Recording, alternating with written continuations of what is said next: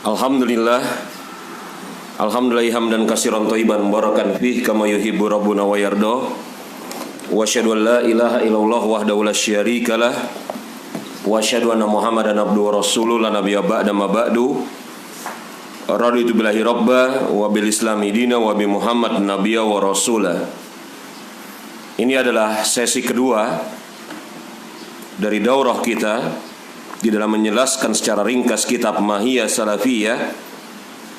Dan pada sesi pertama kita telah jelaskan yakni pendahuluan yang penting diketahui oleh seorang muslim ketika dia menuntut ilmu. Maka telah saya berikan 3 pendahuluan di sana. Yang pertama, bahwasanya seseorang muslim harus dan wajib tunduk kepada Al-Quran dan As-Sunnah. Adapun yang kedua, bahwasanya Al-Quran tidak bisa dilepaskan dari As-Sunnah. Bahkan Al-Quranul Karim sangat berhajat, sangat membutuhkan As-Sunnah. Adapun hal yang ketiga, bahwasanya wajib memahami Al-Quran dan As-Sunnah di atas pemahaman salaful ummah. Ini yang telah kita berikan di dalam pendahuluan di kesempatan sesi pertama semalam. Dan telah kita jelaskan tentang definisi salaf secara bahasa. Dan mungkin definisi salaf secara bahasa yang paling bagus adalah apa yang kemudian dijelaskan oleh Imam Ibnu Manzur dalam Lisanul Mizan, bahwasanya salaf secara bahasa adalah orang yang mendahuluimu dari karib kerabatmu, di atas usia maupun di atas keutamaan. Ini mungkin definisi salaf yang paling bagus secara istilah, secara bahasa, sebagaimana yang diucapkan oleh Imam Ibnu Manzur. Adapun definisi salaf secara istilah tidak jauh berbeda dari definisi salaf secara bahasa, yakni orang-orang yang mendahului kita dari kalangan sahabat, tabi'in maupun tabi'ut tabi'in. Dan Imam Baihaqi rahimahullahu ta'ala telah sebutkan bahwasanya di sana ada hal yang lain, yakni mereka adalah orang-orang yang mendahului kita dan mereka ada sebelum abad kelima Hijriyah. Akan tetapi sebagaimana dimaklumi, kalau kita memperhatikan fakta sejarah, bahwasanya tidak setiap orang yang ada pada masa tersebut mengikuti jejak langkah para sahabat, tabi'in maupun tabi'ut tabi'in. Bahkan ada sebagian mereka yang mencela salaf, seperti Amr bin Sabit, padahal dia adalah orang yang hidup sebelum berakhirnya abad kedua Hijriyah. Amr bin Sabit mencela salaf. Makanya Imam Abdullah ibn Mubarak mengatakan, da'u hadis Amr bin Sabit fa inna syattama lis salaf. Tinggalkan hadis-hadis yang diriwayatkan dari Amr bin Sabit karena dia mencela salaf. Sebagaimana juga kita maklumi bahwasanya Qadariyah, Jabariyah, Khawarij ataupun yang selainnya itu pertama kali muncul pada generasi terbaik dari umat ini.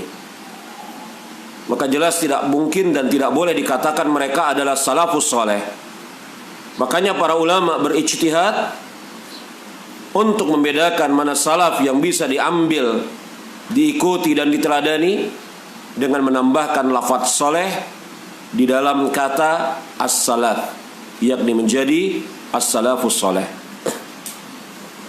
Ini apa yang telah kita bahas pada kesempatan semalam sebagai bentuk murojaah sebelum kita masuk kepada bab yang ketiga, yakni zikru ba'dil musammiyati syar'iyyah li salafi salih. Yang ketiga, sebagian penyebutan nama-nama yang syar'i, yakni nama lain dari as-salafus saleh. Ini bab yang ketiga. Penyebutan sebagian nama-nama syar'i, yakni nama lain bagi generasi as-salafus saleh.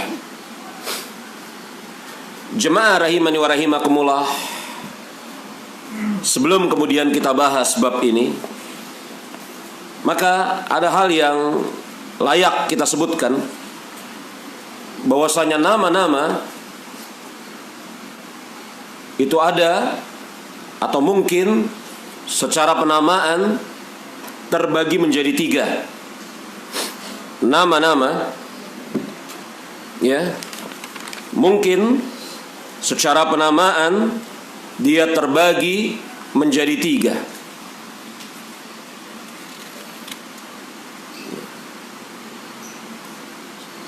Yang pertama, nama yang merupakan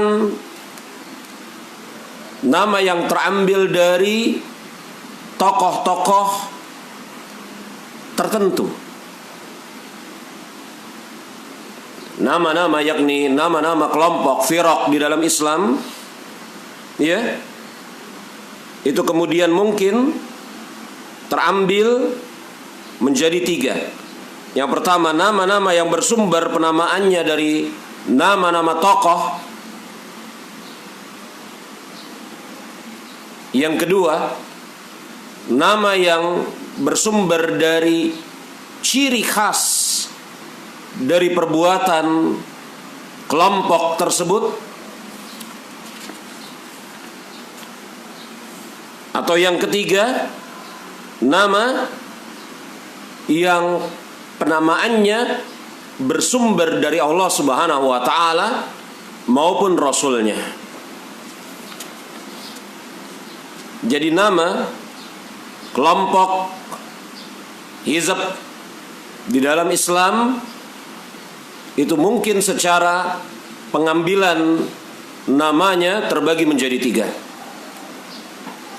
Yang pertama, nama yang penamaannya bersumber dari nama-nama tokoh-tokoh tertentu, maka kita mengenal yang namanya Jahmiyah.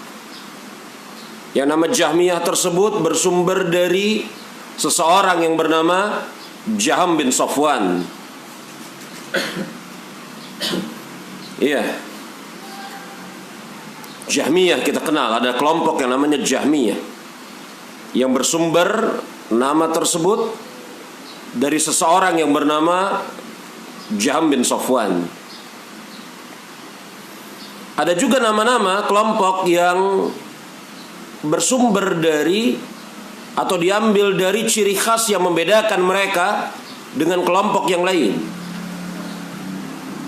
Maka kita kenal di sana ada kelompok yang bernama Al-Khawarij, yakni mereka mengeluarkan pelaku dosa besar dari kedudukan sebagai seorang muslim. Jadi khuruj ahlil kabair minal muslimin. Jadi Khawarij adalah orang-orang atau kelompok yang kemudian kenapa dinamakan Khawarij? Karena salah satu hal yang menonjol dari sikap atau sifat mereka mengeluarkan pelaku dosa besar dari kalangan kaum muslimin. Seperti Mu'tazilah. Kenapa dinamakan Mu'tazilah? Karena uzlah yakni i'tizalnya Wasil bin Atha dari madrasahnya Imam Hasan al-Basri. I'tizal, uzlah. Jadi ketika Imam Hasan al-Basri rahimahullahu ta'ala menceritakan atau membahas tentang takdir, qada dan qadar, maka ada sesuatu di hati Wasil bin Atha yang dengan sebab itu dia menyendiri keluar dari majelisnya Imam Hasan al-Basri. Menyendiri yakni uzlah, i'tizal, dari sana terambil nama kelompok Mu'tazilah. Seperti kelompok yang lain yang semisal Qadariyah, Jabariyah. Yang mana Qadariyah menganggap bahwasanya Allah Subhanahu wa taala tidak menakdirkan apapun juga. Yakni pemilik kekuasaan al-qadar adalah makhluk itu sendiri. Adapun Jabariyah adalah kelompok yang kemudian muncul karena mereka memiliki pemahaman manusia dipaksa, al-jabar. Mereka tidak punya kehendak, mereka tidak punya keinginan. Maka kelompok ini yakni yang memiliki pemahaman bahwasanya manusia dipaksa atas tindak tanduknya, tidak mampu memilih, tidak punya kehendak, maka kelompok ini kemudian di penghujung hari dikenal sebagai Jabariyah.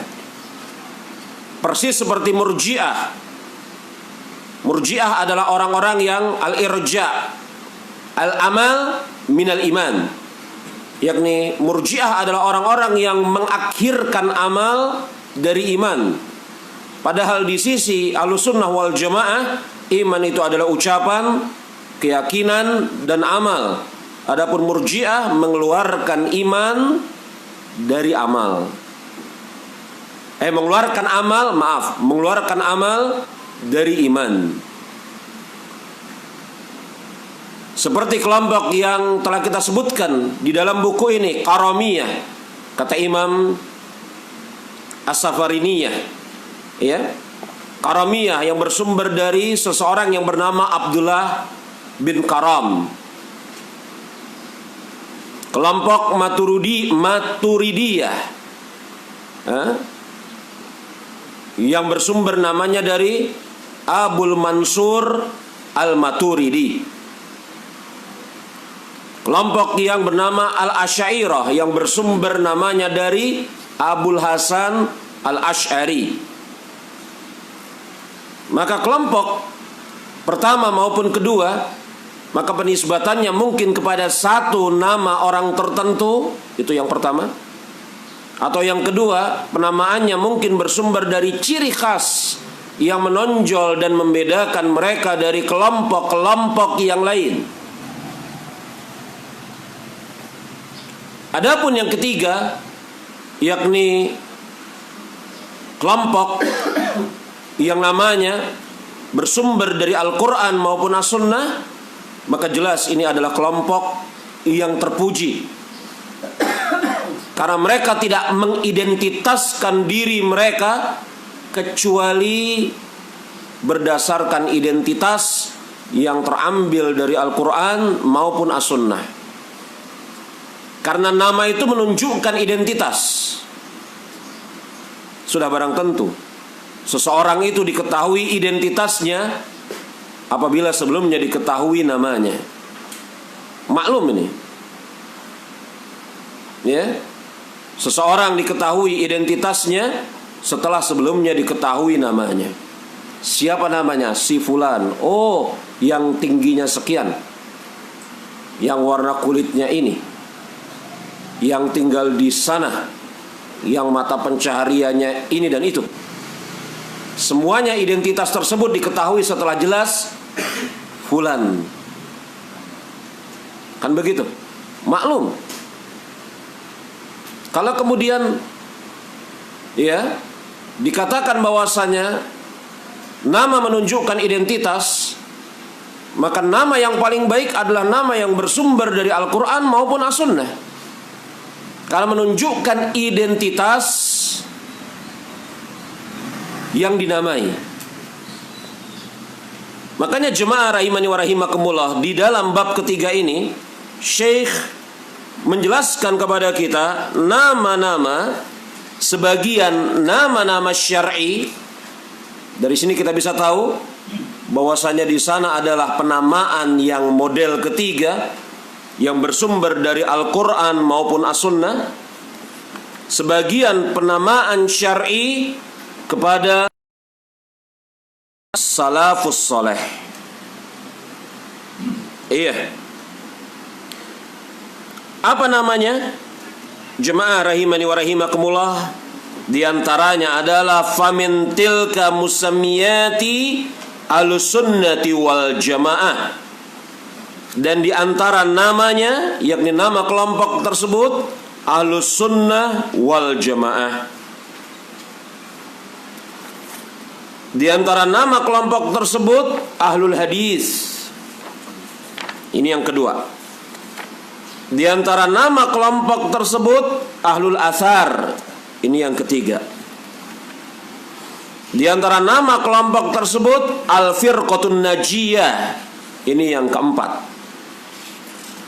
Di antara nama kelompok tersebut At-Thaifatul Mansurah. Ini yang kelima. Di antara nama kelompok tersebut Al-Ghuraba. Ini yang keenam. Maka jemaah rahimani wa rahimakumullah, ya, kita masuk kepada pembicaraan penamaan tersebut. Iya. Yang pertama, penamaan Ahlussunnah wal Jamaah.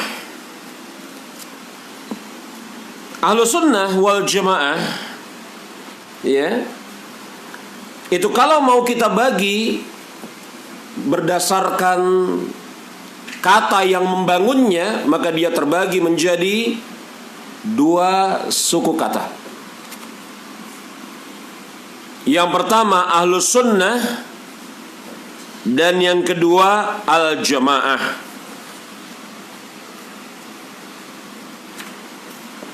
Ahlussunnah, ketika kita mau pecah kata tersebut menjadi anak kata, maka dia terbagi menjadi dua.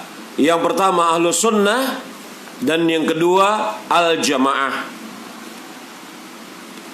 Ahlu adalah akhasun nasi bihi. Imam Ibnu Manzur, semoga Allah Subhanahu wa taala merahmati beliau, ketika menjelaskan tentang makna dari kata-kata ahlu, ahlu adalah akhasun nasi bihi, orang yang khusus dan memiliki keahlian dalam hal tersebut. Maka lafadz ahlu, ahli, itu jadi bahasa kita pada hari ini. Bukankah begitu? Ahli itu bahasa Arab sebenarnya. Kemudian ada kata yang ditawarkan di dalam Kamus Besar Bahasa Indonesia, yakni padanan kata ahli, mumpuni. Nah, kalau mumpuni itu Sansekerta. Tapi kalau ahli itu bahasa Arab. Ya. Tapi kalau mumpuni ini kan yakni kata yang mungkin agak jarang kita dengar. Walaupun belakangan ini mungkin kita sudah mulai sering mendengar kata mumpuni tersebut. Tapi kalau mumpuni itu Sansekerta. Kalau ahli, ahlu itu terambil dari bahasa Arab yang kata Imam Ibnu Manzur, hum akhasun nasi bihi. Ahli yakni ahlu adalah mereka yang ahli terkhususkan di dalam sesuatu.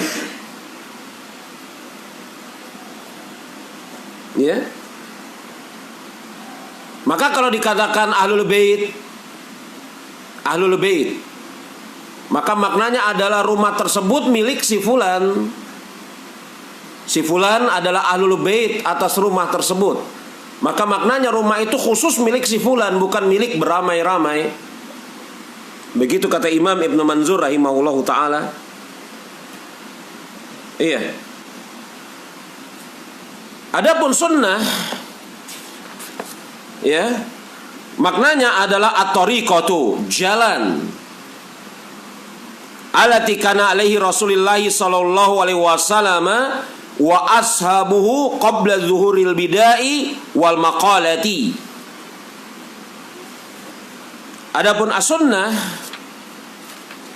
maknanya adalah jalan yang ditempuh oleh Rasul alaihi salatu wasalam dan sahabatnya sebelum merebaknya bid'ah dan berbagai macam penyimpangan. Itu yang namanya as-sunnah. adalah at-tariqatul lati kana 'alaiha Rasulullah sallallahu alaihi wasallam wa ashabuhu qabla zuhuril bidai wa maqalati. Sunnah adalah jalan yang ditempuh oleh Rasul alaihi salatu wasallam dan para sahabatnya sebelum menyeruak bid'ah dan berbagai macam penyimpangan. Kalau kemudian Syekhul Islam Ibn Taimiyah mengatakan sunnah adalah jalan yang ditempuh oleh Rasul dan para sahabat, kenapa bisa kemudian sahabat dikatakan memiliki jalan khusus? Jawabannya iya dalam hadis Irbad bin Sariyah, alaikum bisunnati wa sunnati khulafaur rasyidin al-mahdiyyin. Maklum, ikutilah sunnahku dan sunnah siapa? Khulafaur rasyidin. Berarti sahabat-sahabat Rasul alaihi salatu wasallam yang diwakili dengan khulafaur rasyidin, mereka memiliki sunnah. Makanya tidak salah ketika Ibnu Taimiyah Syekhul Islam mengatakan at-tariqatul lati kanat 'alaiha Rasulullah sallallahu alaihi wasallam wa ashabuhu qabla zuhuril bid'ah wa maqalati. Sunnah adalah jalan yang ditempuh oleh Rasul alaihi salatu wasallam dan para sahabatnya sebelum menyeruaknya berbagai macam bid'ah dan penyimpangan.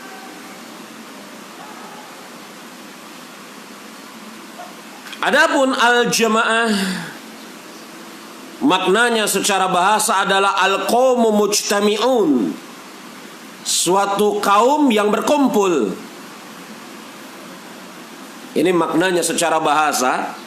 Al-jamaah adalah al-qaumu mujtami'un, suatu kaum yang berkumpul.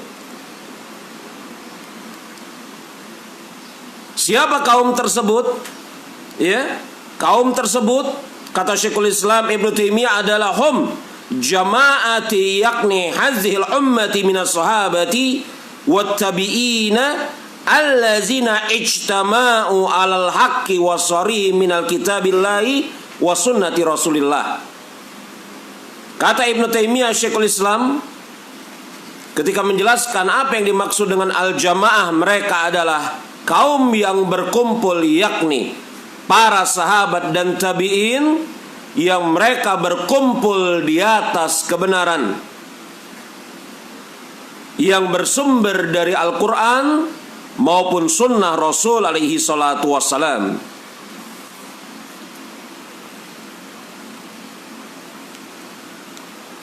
Ini kata Syekhul Islam Ibn Taimiyah rahimahullahu ta'ala. Maka jemaah rahimani wa rahimakumullah, kata sunnah untuk memberikan yakni faidah tambahan, kata sunnah itu penggunaannya beraneka ragam. Tapi kalau ulama mutaqaddimin, telah kita jelaskan apa yang dimaksud mutaqaddimin semalam. Ulama mutaqaddimin memutlakkan kata sunnah, maka yang dimaksud oleh mereka adalah Islam itu sendiri yang telah dipraktekkan dan dijalankan oleh Rasul alaihi salatu wassalam. Jadi apabila ulama mutaqaddimin memutlakkan kata sunnah, maka yang dimaksud adalah Islam itu sendiri yang telah dipraktekkan dan dijalankan oleh Rasul beserta para sahabat.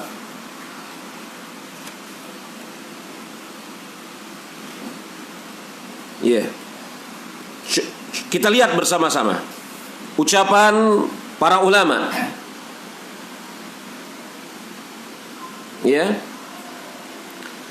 Semisal Syekhul Islam Ibn Taimiyah, beliau mengatakan wal lafzu sunnati fi kalamis salaf,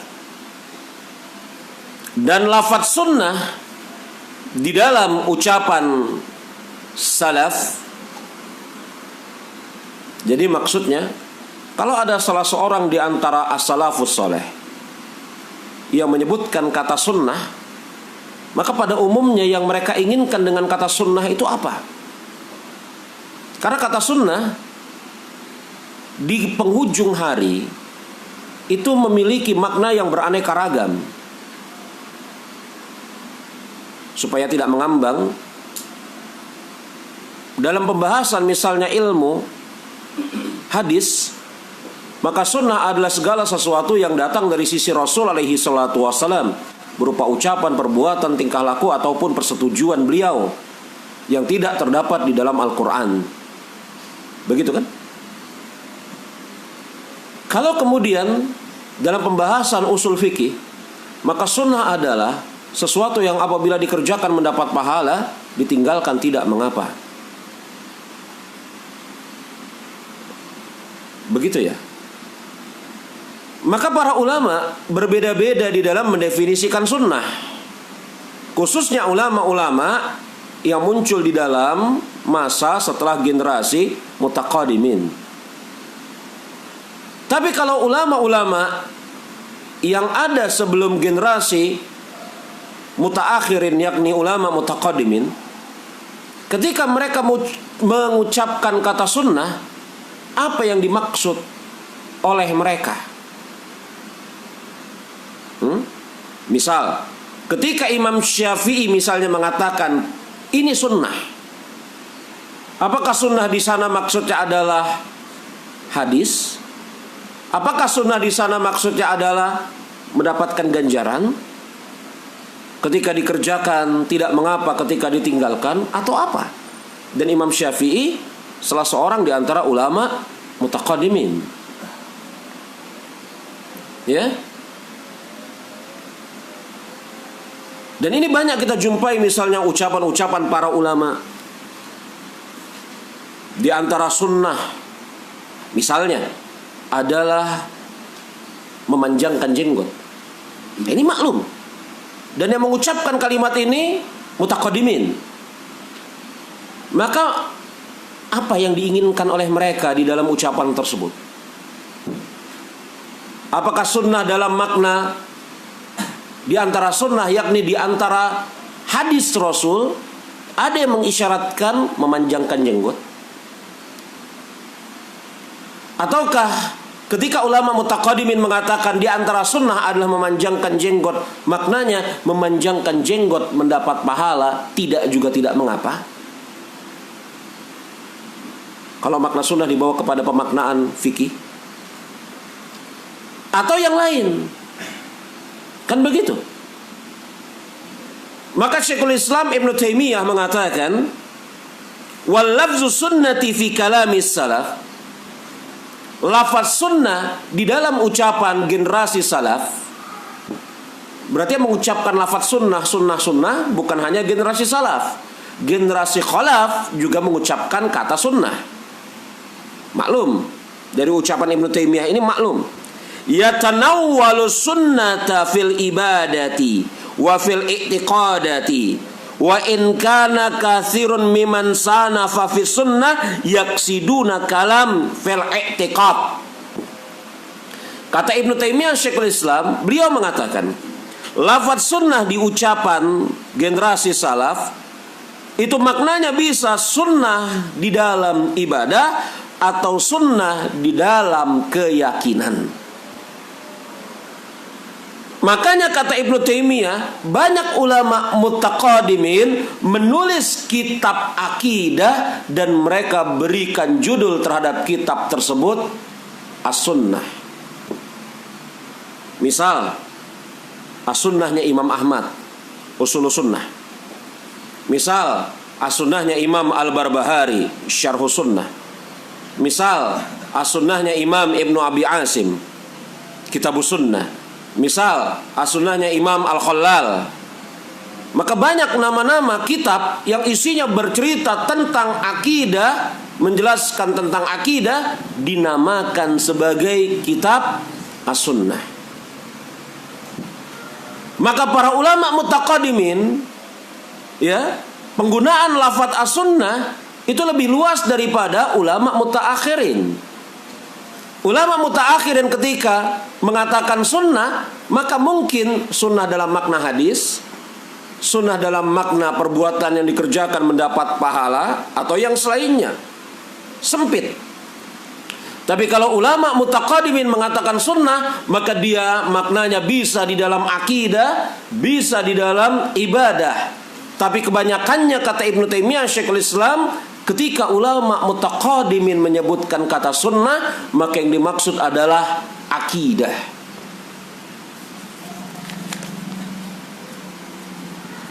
Iya.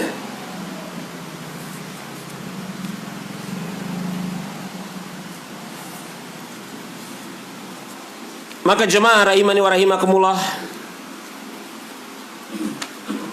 ya, Syekhul Islam Ibnu Taimiyah ketika mendefinisikan siapa Ahlus Sunnati wal Jamaah, beliau mengatakan, Ahlus Sunnah wal Jamaah humul mutamassikuna bi kitabillahi wa sunnati Rasulillahi sallallahu alaihi wasallam. Ahlus Sunnah wal Jamaah mereka adalah orang-orang yang berpegang teguh kepada Alkitab, yakni Al-Quran, dan sunnah Rasul alaihi salatu wassalam.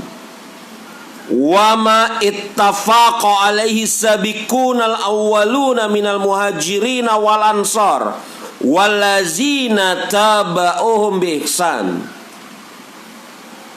Ahlus Sunnah, kata Syekhul Islam Ibnu Taimiyah, mereka adalah orang-orang yang berpegang teguh kepada kitab Allah, yakni Al-Quran, dan sunnah Rasulullah, dan apa yang disepakati oleh generasi awal dari kalangan muhajirin dan ansar, serta orang-orang yang mengikuti mereka di atas kebaikan. Ini definisi Ahlus Sunnah wal Jamaah menurut Syekhul Islam Ibnu Taimiyah. Ya. Imam Ibnu Hazm punya ucapan yang bagus sekali. Imam Ibnu Hazm punya ucapan yang bagus sekali. Beliau mengatakan, ketika mendefinisikan siapa yang dimaksud dengan Ahlus Sunnah, beliau mengatakan, ya, wa ahlus sunnati allazina yazkuruhum ahlul haq. Ahlus Sunnah, kata Imam Ibnu Hazm, yang mereka juga disebut sebagai ahlul haq, orang yang berada di atas kebenaran.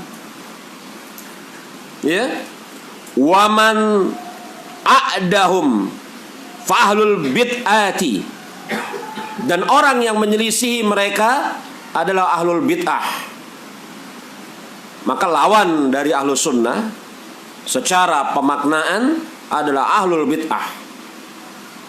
Kata Imam Ibnu Hazm, waman addahum fahlul bid'ahti, maka yang selain mereka, yakni yang berseberangan dengan mereka, adalah ahlul bid'ah.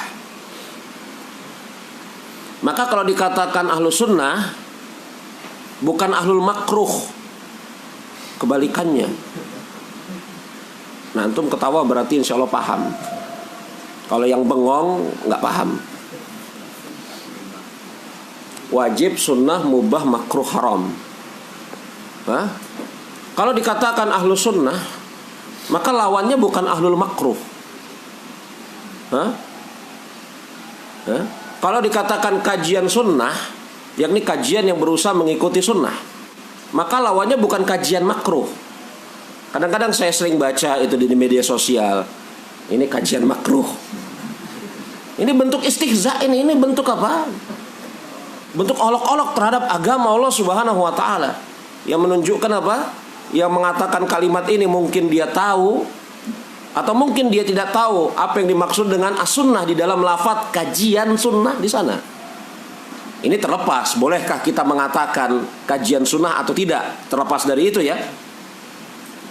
Boleh gak mengatakan oh kajian sunnah, kajian salafi? Terlepas dari itu.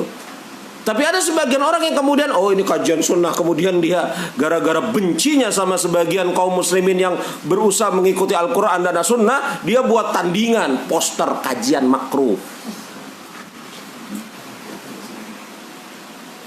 Ya, posternya juga itu bukan kajian yang sebenarnya, itu cuman hayalan aja gitu. Saya pernah lihat itu.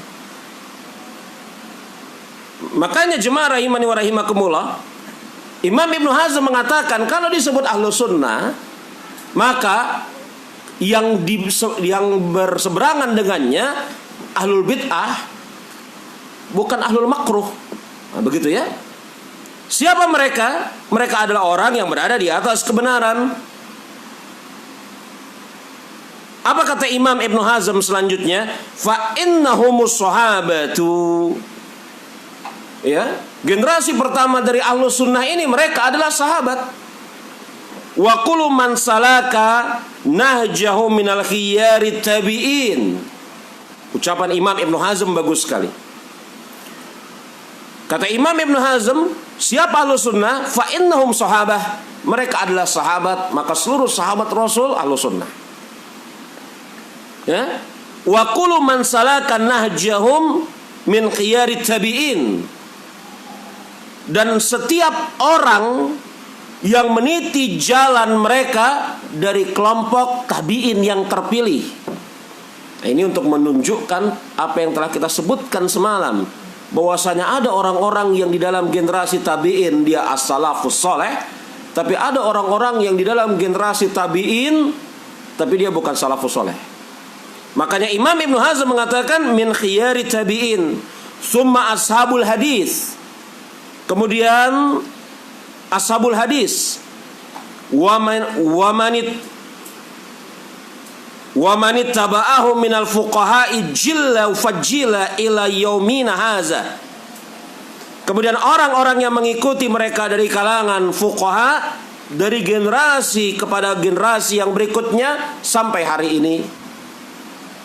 Wa man iktada bihim minal awami fi syarqil ardi wa gharbiha. Dan seluruh kaum muslimin yang awam, baik mereka ini ada di timur atau di barat muka bumi ini. Maka kalau antum ditanya,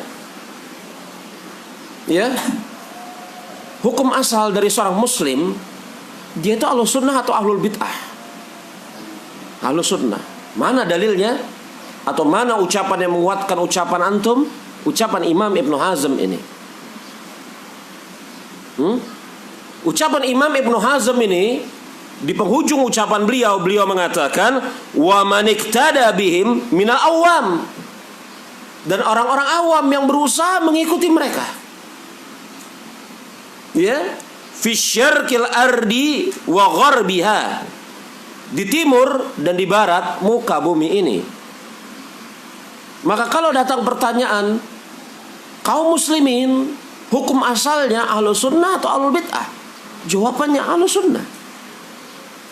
Ya, makanya jemaah rahimani wa rahimakumullah, ya, ada seorang ulama yang bernama Syekh Abdullah Al-Anqari hafizahullah taala, itu punya buku tipis, ya, yang di dalam buku tipis tersebut Syekh Abdullah Al-Anqari itu menjelaskan tentang keyakinan yang diyakini oleh orang-orang awam. Dan kemudian Syekh Abdullah Al-Anqari itu berusaha untuk memperbandingkan keyakinan tersebut dengan keyakinan yang dimiliki oleh para ulama. Ternyata apa? Di sana ada kemiripan, walaupun mungkin cara pengucapannya berbeda. Maka jemaah rahimani wa rahimakumullah, orang-orang awam yang belum terkena berbagai macam kerusakan, belum terpapar virus-virus, ya, pada umumnya mereka di dalam jiwanya itu fitrahnya bersih. Makanya lihat contoh yang menarik, orang awam yang tidak pernah berkumpul dengan Rasul, tidak pernah berkumpul dengan para sahabat, ketika ditanya aina Allah, dia akan menjawab fis sama. Padahal ini orang awam yang hari-harinya itu bersama kambing, ya? Makanya kalau antum ingat apa yang pernah kita sebutkan 2 tahun lalu di Masjid Abu Bakar As-Siddiq, ketika kita membahas Qawaidul Muslah, di mukadimahnya saya katakan, membahas tauhid asma wa sifat itu mudah sebenarnya. Ketika dikatakan Allah fis sama, selesai.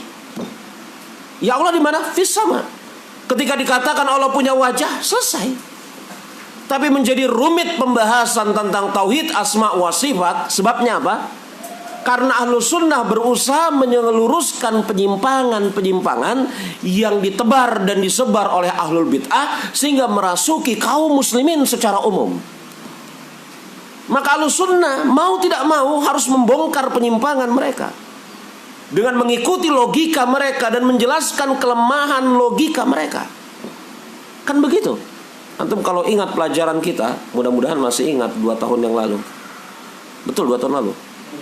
Di Abu Bakar As-Siddiq, ketika kita mendaurahkan kitab Qawaidul Muslah. Sebenarnya mudah. Makanya ketika kemudian jemaah rahimani wa rahimakumullah, Rasul bertanya kepada Arab Badui ini, di mana Allah? Dia mengatakan fis sama. Selesai. Ya?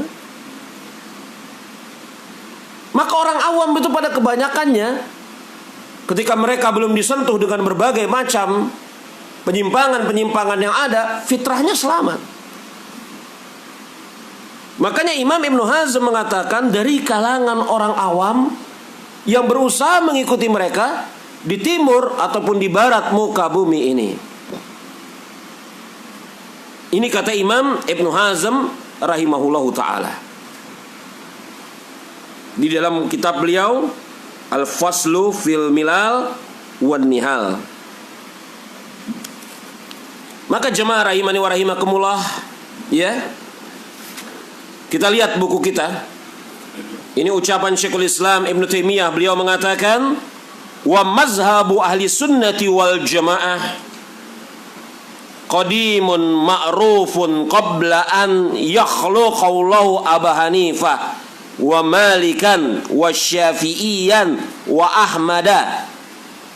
Ini menjawab pertanyaan semalam. Sejak kapan Ahlus Sunnah Salafi itu ada? Ada pertanyaan semalam seperti itu kan? Secara masa, secara sejarah, sejak kapan Ahlus Sunnah wal Jamaah Salaf itu ada? Maka dikatakan di sana oleh Syekhul Islam Ibn Taimiyah rahimahullahu ta'ala, beliau mengatakan, wa mazhabu ahli sunnati wal jamaah, adapun mazhab Ahlus Sunnah wal Jamaah qadimun ma'rufun, itu telah ada semenjak zaman dahulu kala. Qadim, ada semenjak zaman dahulu kala, ma'ruf, dipahami, dimaklumi, ya. Qabla an yakhluqallah Abu Hanifah wa Malikan wa Syafi'iyan wa Ahmada. Bahkan Ahlus Sunnah wal Jamaah ini ma'ruf, dimaklumi, masyhur, sebelum Allah Subhanahu wa ta'ala menciptakan Abu Hanifah, Malik, Syafi'i maupun Ahmad. Berarti kalau dikatakan bahwasanya, apakah yang meletakkan dasar atas manhaj Ahlus Sunnah wal Jamaah ini Imam Abu Hanifah, Imam Malik, Imam Syafi'i, Ahmad? Jawabannya enggak. Ini sudah ada sebelum zaman mereka ada.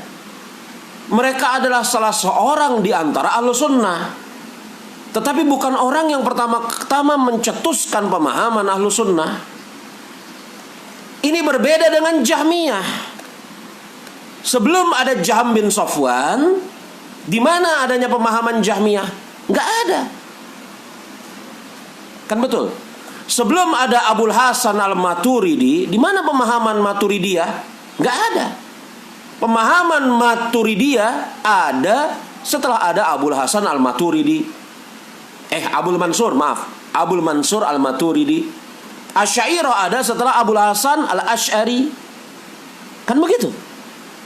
Tapi kalau kalau Ahlus Sunnah wal Jamaah kapan? Apakah Imam Abu Hanifah yang kemudian mencetuskannya, Imam Malik, Imam Syafi'i, Imam Ahmad? Jawabannya tidak. Bahkan mereka, yakni imam-imam ini, salah satu di antara Ahlus Sunnah.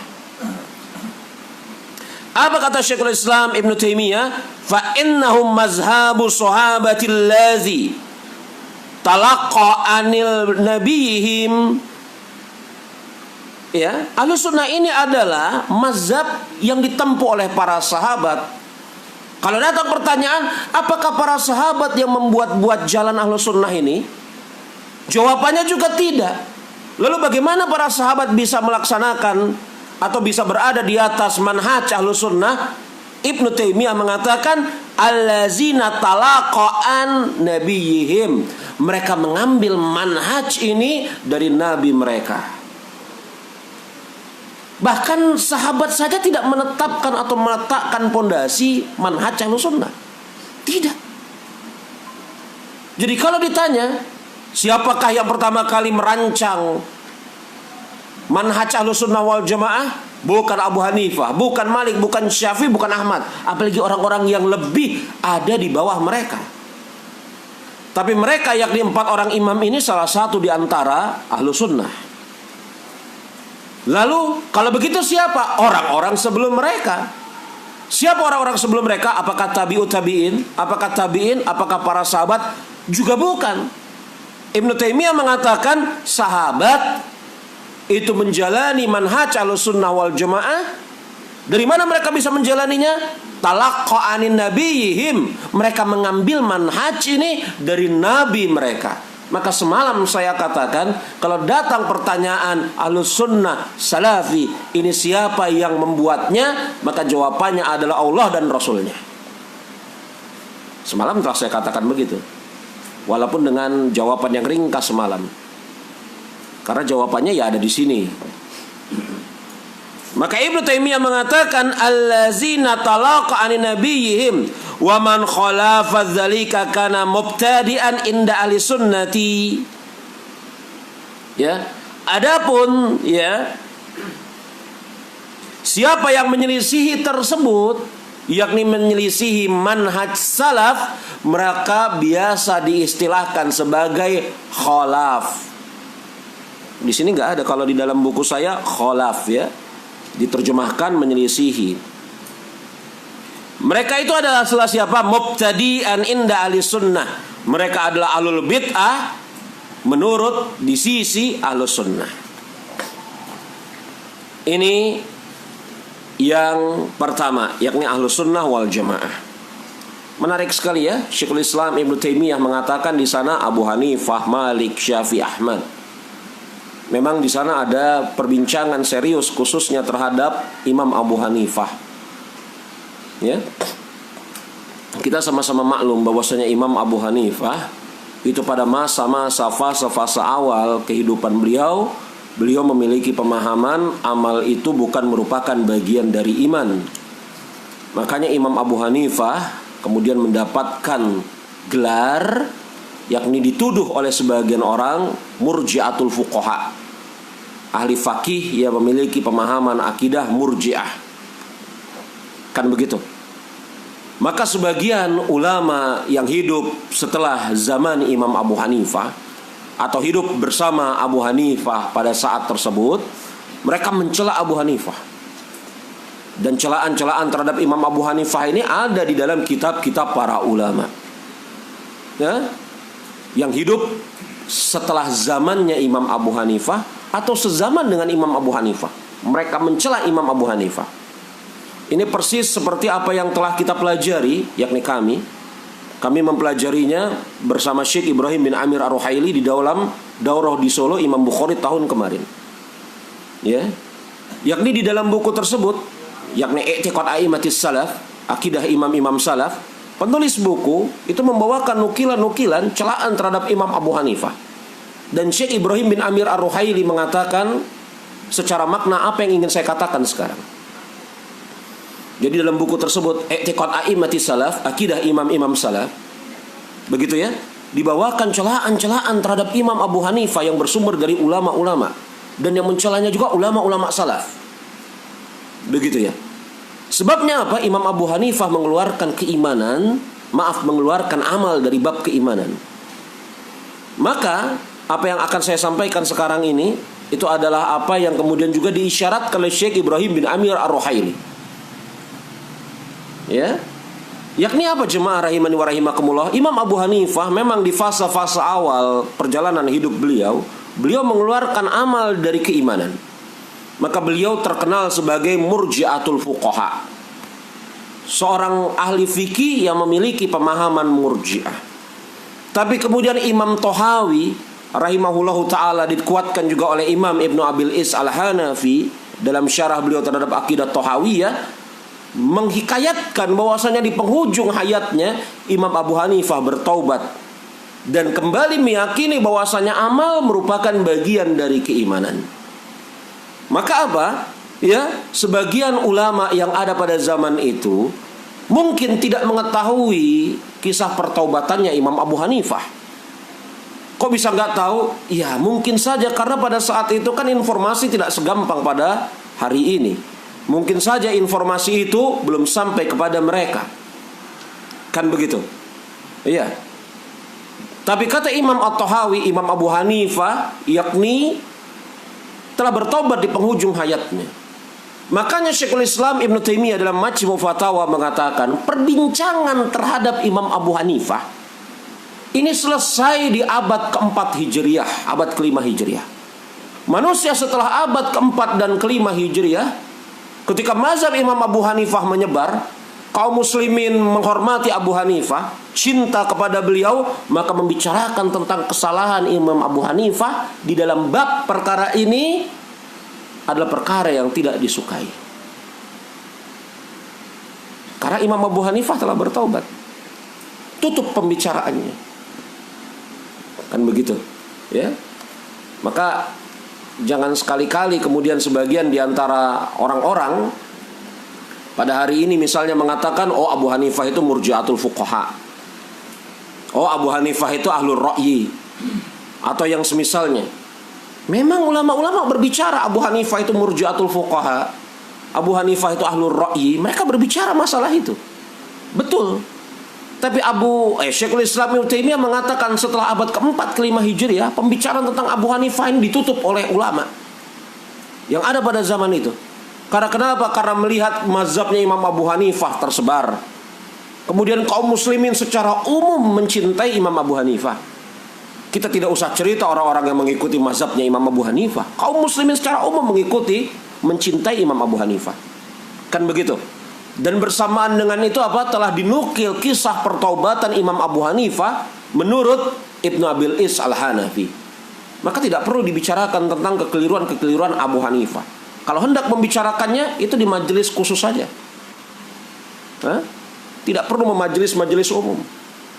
Tidak perlu kemudian majelis-majelis umum. Persis seperti kekeliruan yang dijalani dan dilakukan oleh Imam Ghazali. Kalau hendak membicarakannya di majelis-majelis khusus saja, tidak perlu di majelis-majelis umum. Karena Imam Ghazali ketika telah mati, manusia cinta kepada Imam Ghazali. Ya kita katakan Ihya Ulumuddin ada kesalahannya. Ya.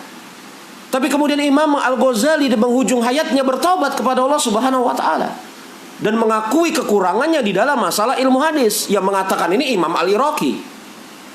Kadang-kadang ada orang kita katakan bahwasanya Imam Ghazali mengatakan bid'atu ilmil hadis qalil, perbendaharaanku di dalam ilmu hadis sedikit. Ini kadang-kadang kemudian ketika ada orang yang menukil ucapan Imam Ghazali seperti ini, oh orang ini lagi nyala Imam Ghazali, padahal yang ngomong itu Imam Al-Iraqi. Imam Al-Iraqi mengatakan bahwasanya Imam Ghazali mengakui keadaan dirinya bahwasanya dia itu fakir dalam ilmu hadis. Imam Al-Iraqi yang mengatakan begitu. Al-Iraqi itu gurunya Ibnu Hajar, Al-Hafidz Ibnu Hajar Al-Asqalani. Tapi setelah kemudian Imam Al-Ghazali wafat, meninggalkan karya yang sedemikian banyak, dan karyanya itu kabul diterima oleh manusia, maka membicarakan keburukan-keburukan, andai kata kesalahan-kesalahan Imam Ghazali di majelis umum, ini kontraproduktif. Iya kan? Kalau hendak berbicara tentang kekeliruan Imam Ghazali, ya majelis khusus saja. Dan bukan juga itu menjadi sebuah topik pembicaraan secara penuh. Lintas saja. Imam Ghazali ada kesalahannya di sini. Mudah-mudahan Allah Subhanahu wa taala merahmatinya. Siapa manusia yang tidak cinta kepada Imam Ghazali pada hari ini? Maka jangan kemudian kita sebagai Ahlus Sunnah bersikap yang berlebih-lebihan. Di satu sisi kita memaksumkan dalam tanda kutip ulama-ulama yang kita anggap Ahlus Sunnah. Di satu sisi yang lain kita celah habis-habisan ulama-ulama yang kita anggap ahlul bidah.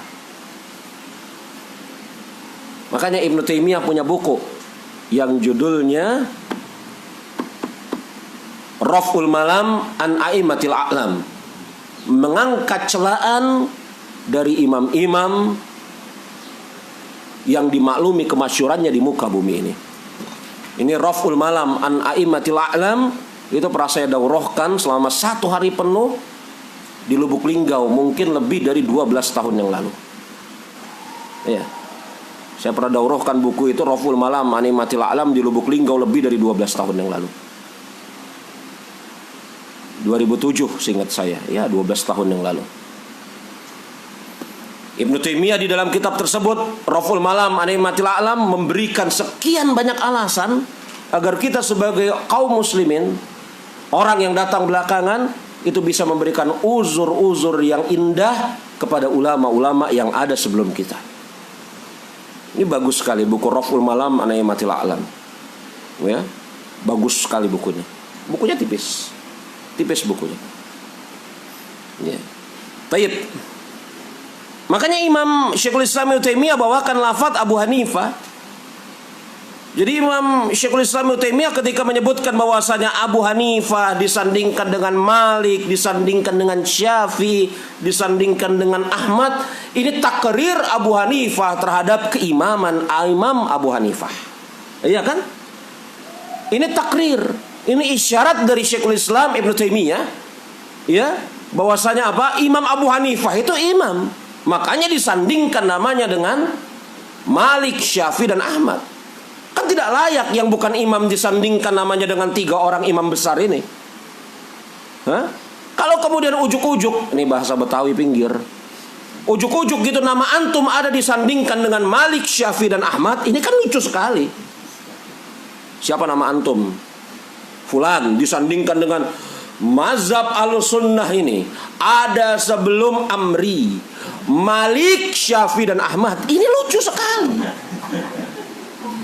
Mazhab salaf ini ada sebelum Andre, sebelum Abdullah ibnu Mubarak, Sufyan ibnu Uyainah. Ini lucu sekali. Hah? Itu celaan terhadap imam-imam itu gitu loh. Sanjungan buat saya, sekaligus celaan buat imam-imam itu. Bayangkan kalau nama Amri itu disandingkan dengan Malik, Syafi'i dan Ahmad, itu celaan buat Malik, Syafi'i dan Ahmad. Hah? Ya enggak? Ya. Makanya Syekhul Islam Ibnu Taimiyah, ini contoh aja bos. Ya. Makanya Imam Ibnu Taimiyah menggandengkan nama Imam Abu Hanifah, Malik, Syafi'i dan Ahmad. Ya. Ini ada isyarat bahwasanya Abu Hanifah itu imam. Kalau tidak, berarti Syekhul Islam Ibnu Taimiyah, kalau bukan itu maksudnya, berarti Ibnu Taimiyah sedang hendak mencela Malik, Syafi'i dan Ahmad. Nauzubillah dong. Orang semisal Ibnu Taimiyah kita harus berikan uzur kepada beliau, iya kan? Ini contoh aja. Makanya kita tidak boleh terima kalau nama antum disandingkan sama Malik, Syafi'i dan Ahmad. Jangan terima. Enggak, hapus nama ane di situ. Ya. Masya Allah, nama ane disandingkan sama Malik, Syafi'i dan Ahmad.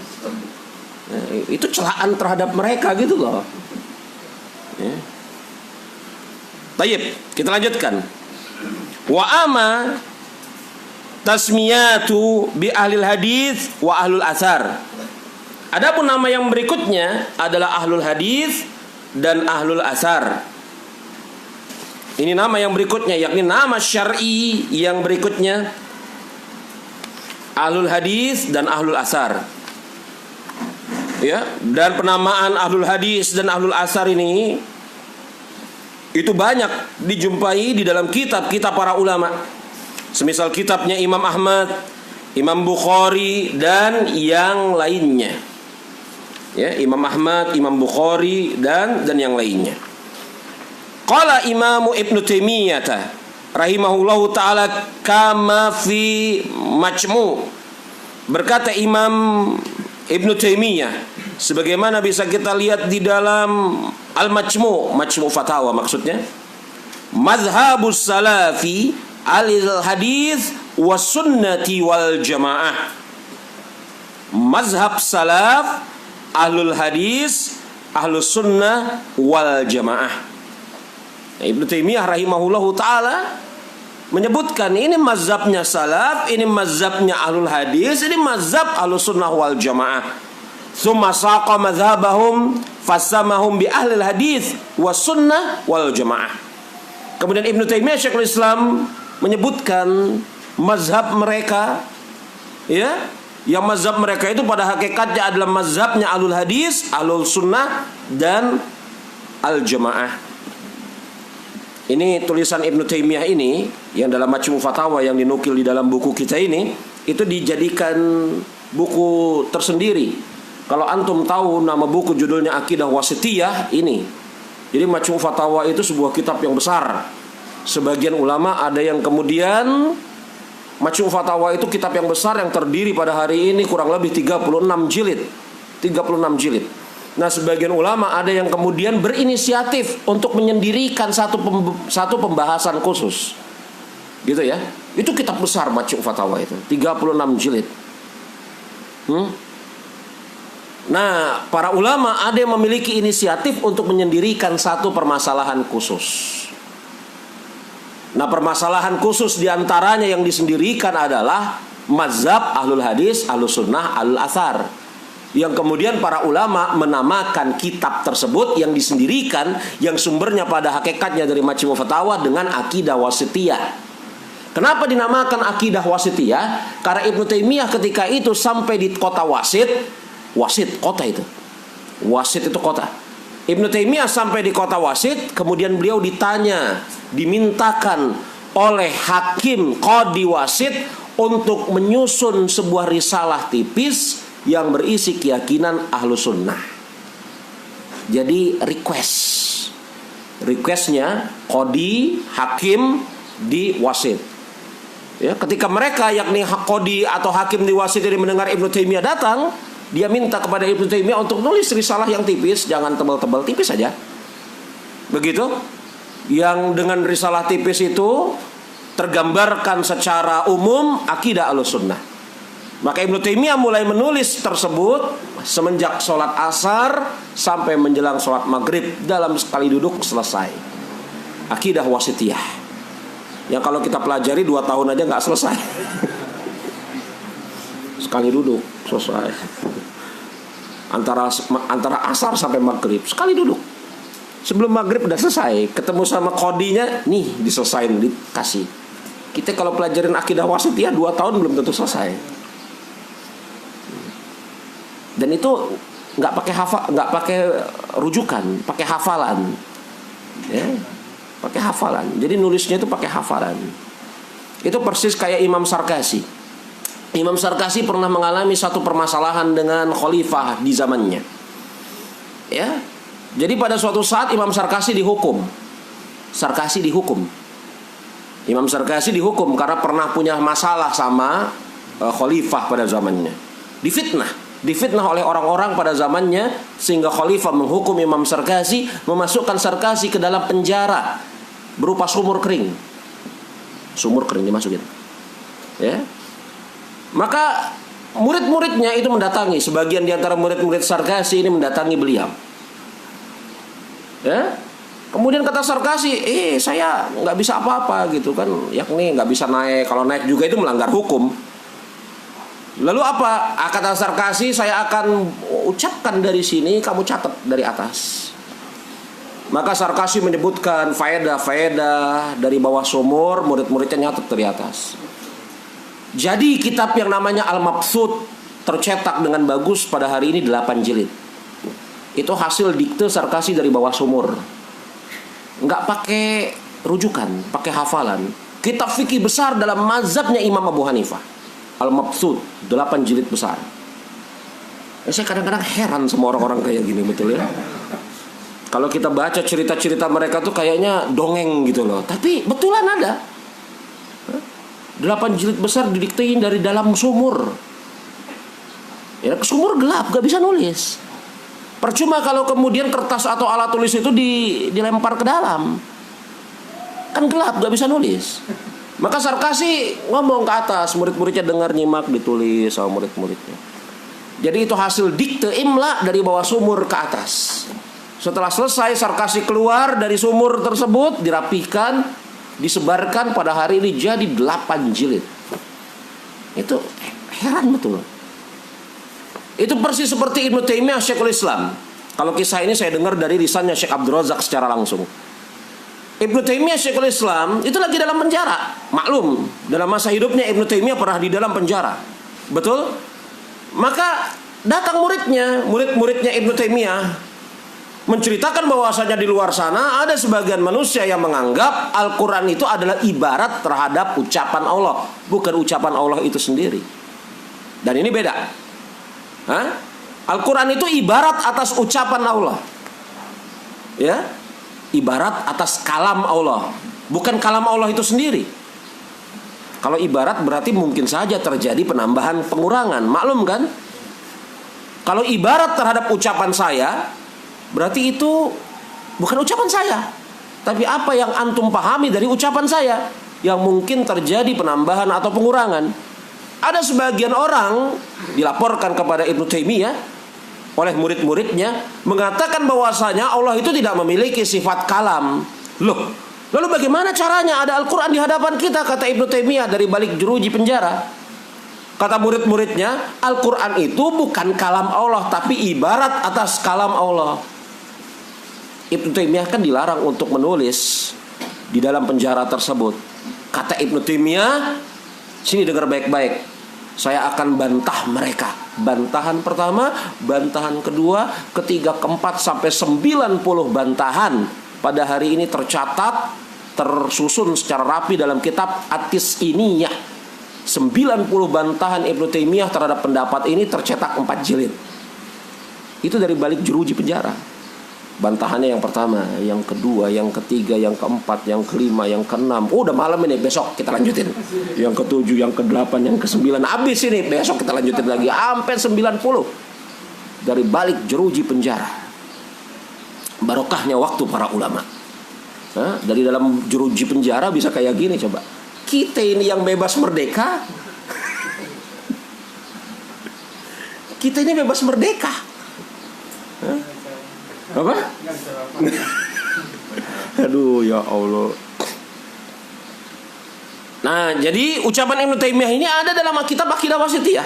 Jadi kalau antum sering dengar ada nama kitab Aqidah Wasithiyah, inilah Ibnu Taimiyah mengatakan mazhab salaf, alul hadis, alus sunnah wal jamaah. Kemudian beliau menyebutkan ya keyakinan-keyakinan yang diyakini oleh alus sunnah, alul hadis, dan al jamaah.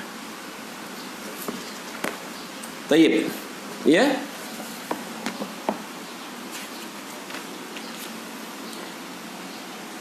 Kemudian jemaah rahimani wa rahimakumullah,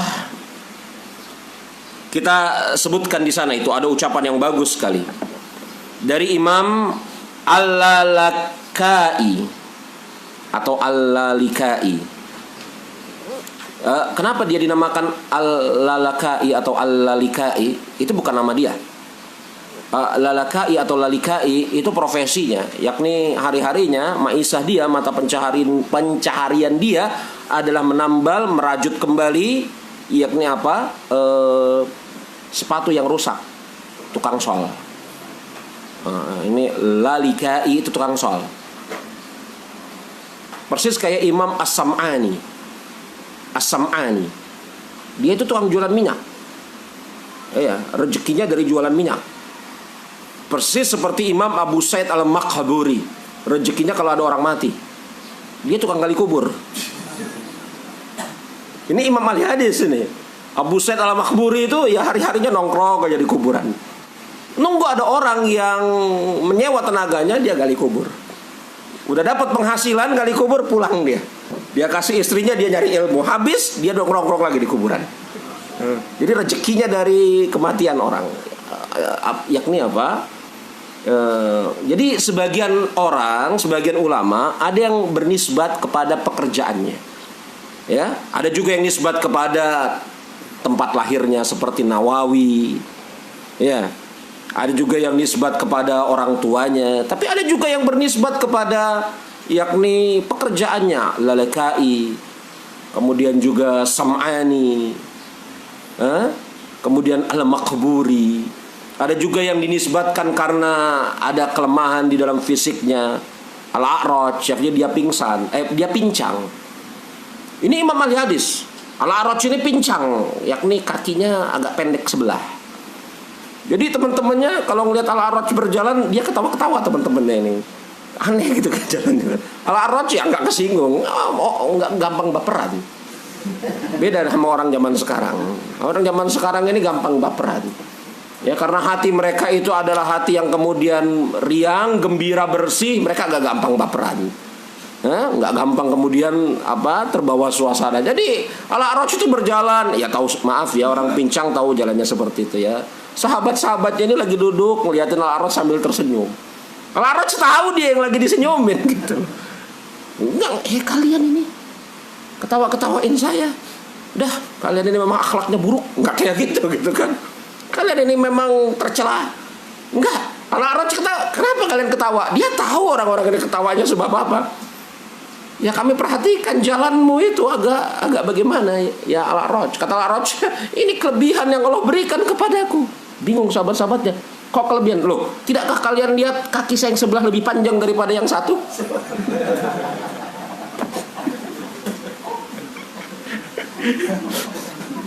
Ini kelebihan yang Allah Subhanahu wa Ta'ala berikan kepadaku. Sahabat-sahabatnya kan diam. Apa ini? Kelebihan apa? Itu kan cacat ya. Maaf ya, itu kan cacat. Jadi kakinya itu panjang sebelah. Kok dia bilang, tidakkah kalian lihat ini ada kelebihan yang Allah Subhanahu wa Ta'ala berikan kepadaku? Sahabat-sahabatnya terdiam sambil kemudian mengira-ngira, kelebihan apa? Ini kan cacat. Tidakkah kalian lihat kakiku lebih panjang yang satu dibanding yang lain? Ini kelebihan ini. Jadi perkara yang biasa saja gitu ya. Gak gampang terbawa baperan. Mungkin karena hidup antum itu udah banyak masalah. Jadi teman-teman, hidup antum itu udah banyak masalah, jadi gampang baper gitu loh. Karena banyak masalah ruwet gitu ya, jadi gampang baper. Tapi kalau orang yang hidupnya penuh dengan kegembiraan, kebahagiaan, hatinya lapang, nggak gampang baper. Itu permasalahannya. Mungkin Allahu a'lam, ya, mereka nggak gampang baper gitu loh. Senyum-senyum aja, kaki saya ini kelebihan dari Allah. Ini lihat di panjang sebelah. Sambil dia kemudian duduk, maaf ya, menyelonjorkan kakinya tuh kan panjang gitu. Luar biasa sekali. Senyum-senyum sahabatnya, cair. Yakni apa? Nggak ribut-ribut gara-gara gitu. Padahal tuh cacat yang sedang. Tapi uzur, ya, kelapangan hati, pertemanan yang sedemikian panjang tidak menjadikan hal-hal yang seperti itu menjadikan mereka berselisih. Kita ini kadang-kadang temenan udah 20 tahun. Gara-gara kesinggung di kita udah temenan yang 15-20 tahun kita temenan. 15-20 tahun kita temenan gara-gara salah lirik langsung baper. Aduh. Udah temenan 20 tahun. Tiba-tiba ada saudara kita, sahabat kita yang udah menjadi teman kita selama 15-20 tahun ngelirik kita. Langsung baper. Ini kenapa nih ngelirik aneh nih? Jangan-jangan pengen cari gara-gara. Coba. Hilang itu yang namanya persahabatan, pergaulan selama 20 tahun gara-gara lirikan sesaat. Kok bisa-bisanya ini berakal dari mana orang-orang kayak gini? 20 tahun, 15-20 tahun kemana-mana bareng, makan, minum bersama-sama begitu ya.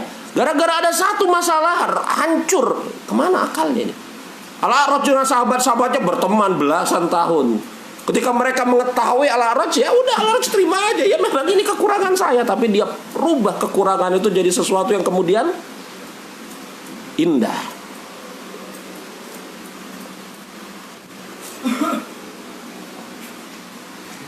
Ya, saya kecil suratnya. Ya, taib. Kita lanjutkan ini, ya.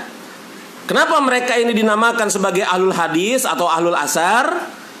Ucapan Imam Abul Qasim Al-Lalikai, ya. Beliau mengatakan, kemudian setiap orang yang meyakini suatu mazhab, maka dia akan menisbahkan kepada pemilik pendapat yang mencetuskannya, dan dia bersandar kepada pendapatnya kecuali ashabul hadis. Begitu dia. Memang orang yang meyakini sesuatu, maka dia akan menisbatkan dirinya kepada apa yang dia yakini. Ya kan? Mau nggak mau. Ketika dia meyakini amal itu bukan merupakan bagian dari iman, dia menisbatkan dirinya kepada, oh, saya ini mengeluarkan iman, mengeluarkan amal dari iman. Seperti itu. Ketika dia meyakini bahwasanya pendapat Abu Mansur al-Maturidi itu benar, oh, saya Maturidi. Ketika dia meyakini bahwasanya pendapat Imam Abul Hasan al-Asy'ari itu benar, saya Asy'ari. Maklum kan? Maklum itu. Semua orang itu berusaha menisbatkan kepada sesuatu yang dia yakini akan kebenarannya. Maka kata Imam Al-Lalikai, maka dia akan menisbahkan kepada pemilik pendapat yang mencetuskannya, dan ia bersandar kepada pendapatnya kecuali ashabul hadis. Ashabul hadis tidak menyandarkan diri kepada siapa-siapa, tetapi menyandarkan diri kepada ucapan Rasul alaihi salatu wassalam.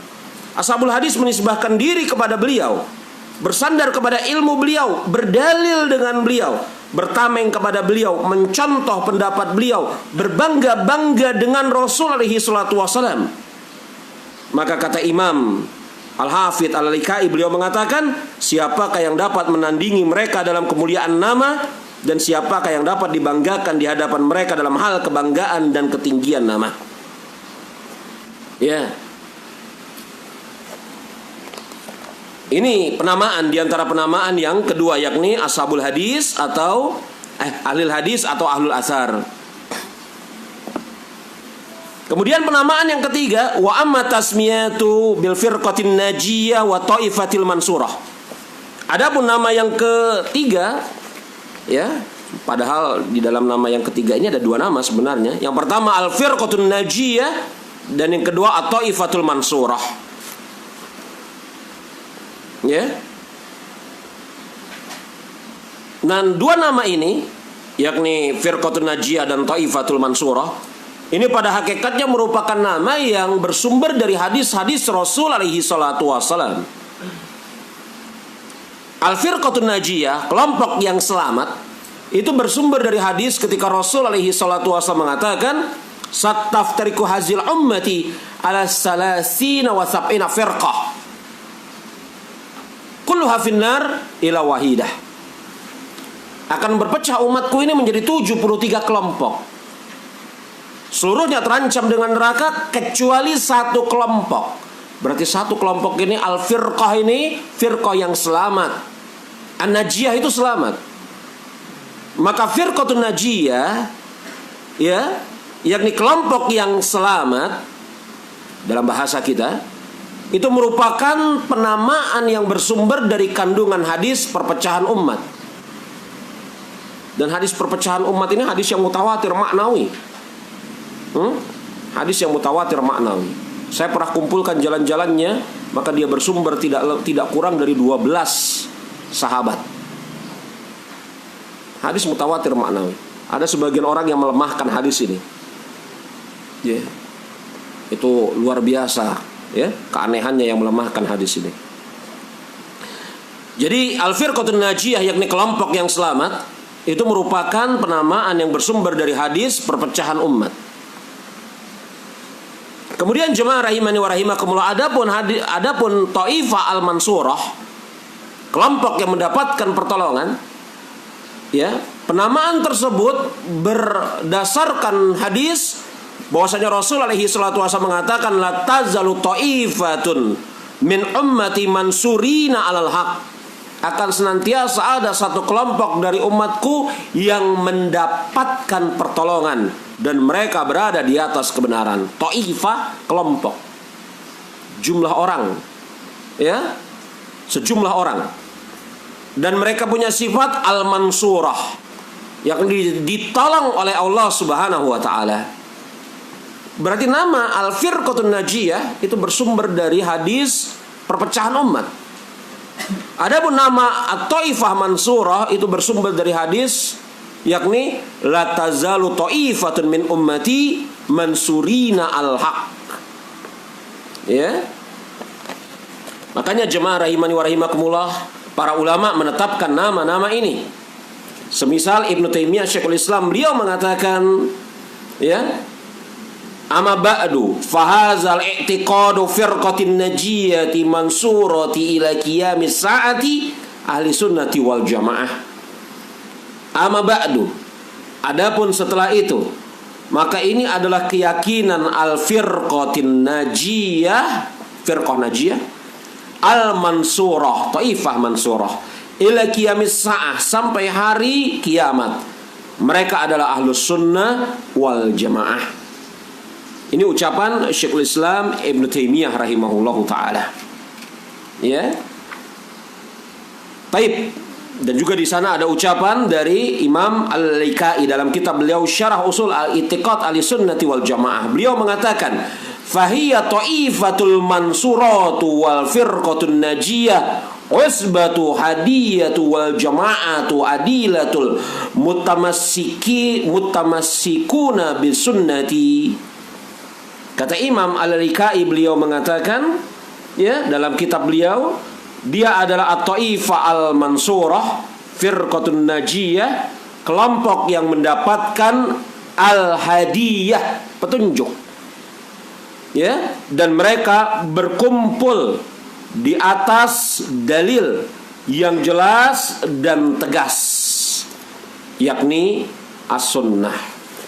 Allahu a'lam bishawab. Insyaallah taala kita jeda rehat selama 10 menit.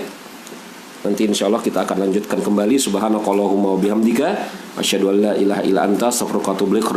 Alhamdulillahirabbil alamin. Assalamualaikum warahmatullahi wabarakatuh.